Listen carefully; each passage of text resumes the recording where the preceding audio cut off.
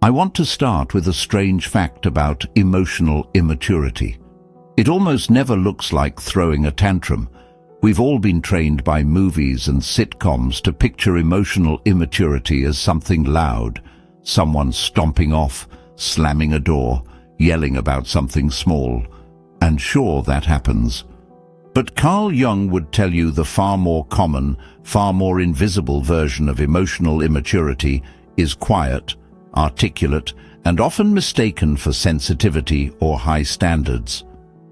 Here's a man I want you to picture. Calm voice, reads books, never raises his voice in an argument. In fact, people often compliment him on how composed he stays during conflict. And yet every relationship in his life eventually buckles under a particular kind of weight. The quiet, constant expectation that someone else manage how he feels. That's the version of immaturity Jung was actually interested in. Not the tantrum, the outsourcing. So here's the question I want you sitting with for the next 20 minutes. When you're upset, do you tend to look inward to understand what's happening in you? Or do you tend to look outward at whoever's nearby, waiting for them to fix it? I want you to actually answer that honestly, even just in your own head, because I think the answer is going to surprise you by the time we get to the end. And here's something that's going to nag at you before we even start the list. The people who seem the most emotionally in control, calm, composed, never visibly rattled, are sometimes the most emotionally immature people in the room. Composure and maturity aren't the same thing. Sometimes composure is just immaturity that learned good manners. Let's get into the 6 signs. Sign 1. Your mood is someone else's job. Here's a small, ordinary scene. A man named Patrick comes home from work irritable, bad commute, annoying email from his boss, nothing dramatic, just a low simmer of frustration. His partner greets him warmly, asks about his day. Patrick gives a short, flat answer. The room gets quieter. His partner, sensing something's off, starts gently asking questions, offering to help, trying different angles to lift the mood. Patrick doesn't ask for this. He doesn't have to. The unspoken arrangement has existed for years. When Patrick is in a bad mood, the household reorganizes itself around fixing that. Dinner choices shift toward his preferences. Conversation topics get carefully selected to avoid anything that might add weight. Everyone present quietly takes on the job of emotional thermostat, adjusting the temperature of the room until Patrick feels better. Jung would point to something specific happening here, the unintegrated inner child. Not as an insult. Every one of us carries a younger version of ourselves inside, formed in childhood, when it was genuinely true and developmentally appropriate that other people regulated our emotional states.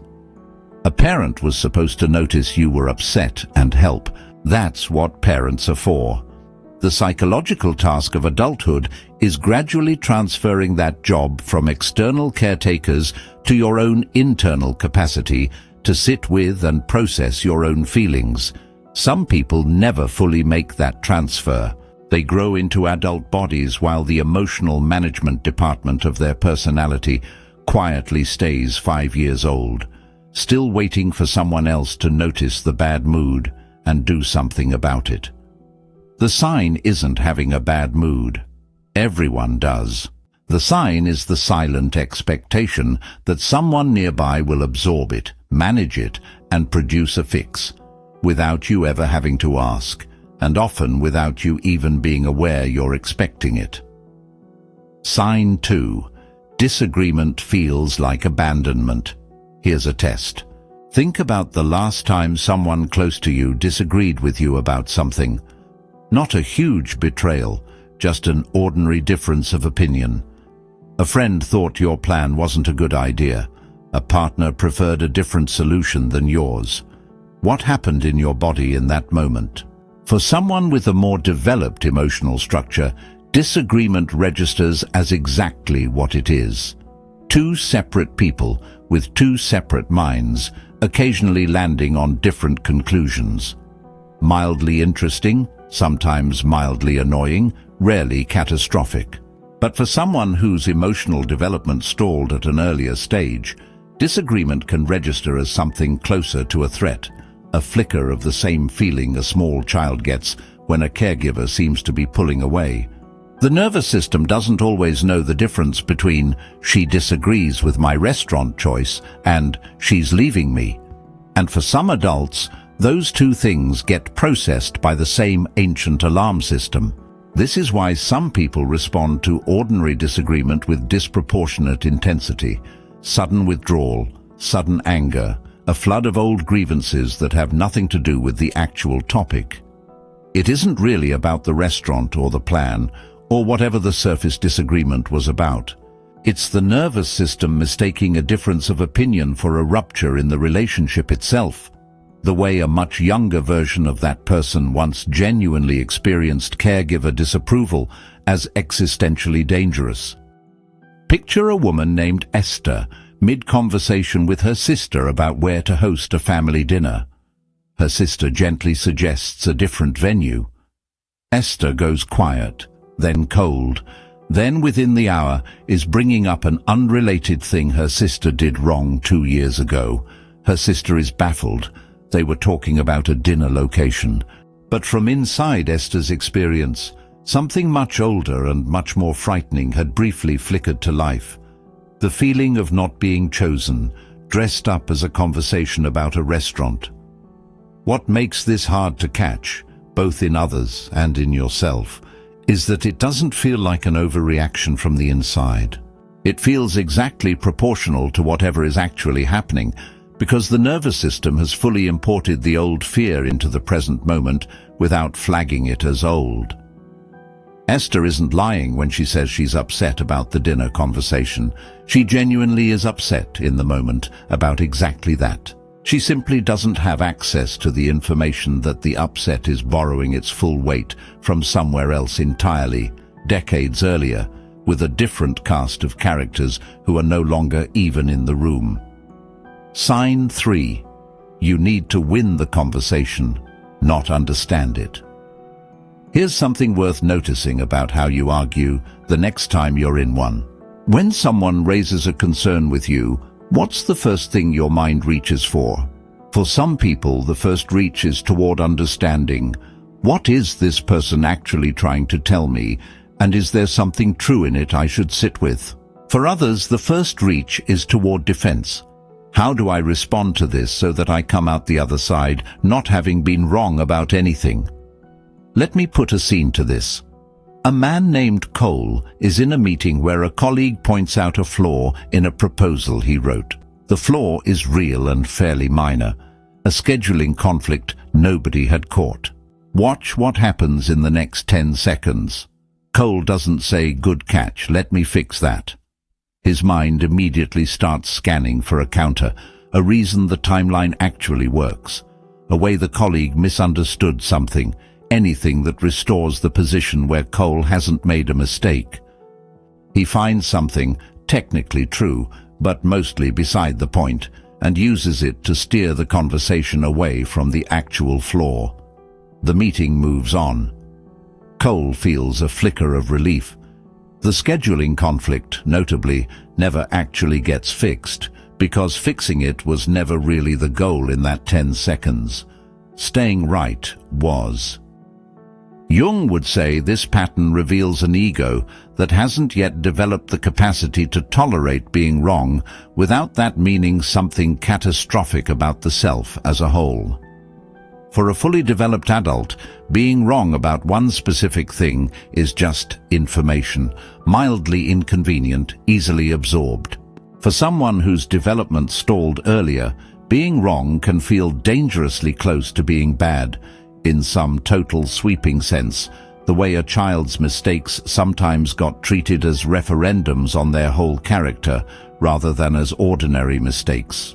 So instead of sitting with the discomfort of possibly being wrong, the immature pattern reaches for whatever ends the discomfort fastest, out-arguing the other person, finding a technicality, bringing up something they did wrong to balance the scales, or simply repeating your position louder until the conversation exhausts itself. None of this resolves anything.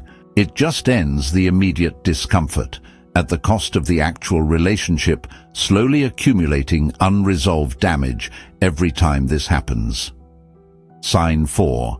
You mistake "I feel it" for "it's true." This one is subtle, so stick with me. A feeling arrives. Let's say a feeling of being disrespected by something a co-worker said. For a more developed emotional structure, that feeling is treated as a starting point for investigation. I feel disrespected. Is that actually what happened? Or is this touching something older in me? The feeling gets examined rather than simply trusted. For a less developed emotional structure, the feeling and the fact collapse into the same thing instantly. I feel disrespected, therefore I was disrespected, therefore they're wrong and I'm right, and there's nothing further to examine. The feeling doesn't get investigated. It gets treated as a verdict, already final, already correct. Jung's whole body of work rests on a fairly radical idea for most people to absorb. Your feelings are real, but they aren't always accurate reporters of the outside world. A feeling can be completely genuine and still be responding to something entirely internal. An old wound, an old fear, a pattern formed decades earlier, rather than to whatever is actually happening in front of you right now. The emotionally mature move isn't to distrust your feelings. It's to hold them with enough distance to ask where they're actually coming from before treating them as objective fact. A man named Will gets quietly furious every time his girlfriend takes a while to respond to a text. He feels ignored. The feeling is completely real. The fury is genuine. The hurt is genuine. But the feeling has very little to do with his actual girlfriend, who is simply busy, and a great deal to do with a much earlier version of Will who experienced real, painful neglect from a parent who genuinely did ignore him for long stretches. The feeling is true. The story it's telling him about his girlfriend right now, in this moment, is not. Sign 5. You punish silently and call it boundaries. Here's a phrase that's become popular and worth examining carefully. I'm just protecting my peace. Sometimes that's exactly what it is. A genuinely mature decision to step back from something harmful.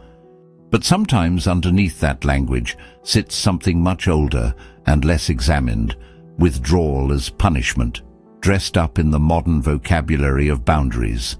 The cold shoulder, the sudden unavailability, the vague, unexplained distance that follows a disagreement where the other person is left guessing what they did wrong, with no actual conversation offered to clarify it. A real boundary is communicated. It says specifically, "This is what I need, and here's why." A punishment disguised as a boundary doesn't communicate anything. It simply withdraws and waits for the other person to notice the withdrawal, feel bad about it, and come fix it. Which notice brings us right back to sign 1. The thermostat again. Someone else is supposed to notice the temperature dropped and do the work of warming things back up. Jung would say this pattern often traces back to a household where direct expression of needs wasn't safe or wasn't modeled, so withdrawal became the only available language for distress. It worked as a child in the sense that withdrawal often does eventually get a caregiver's attention. The trouble is that it stopped being a strategy a long time ago and quietly became identity. I just need space, standing in for a need that was never actually named, even to oneself. Sign 6. You can't tell the difference between being triggered and being right. This is the last one and it pulls the others together, so stay with me. There's a particular kind of certainty that shows up specifically in moments of high emotional intensity.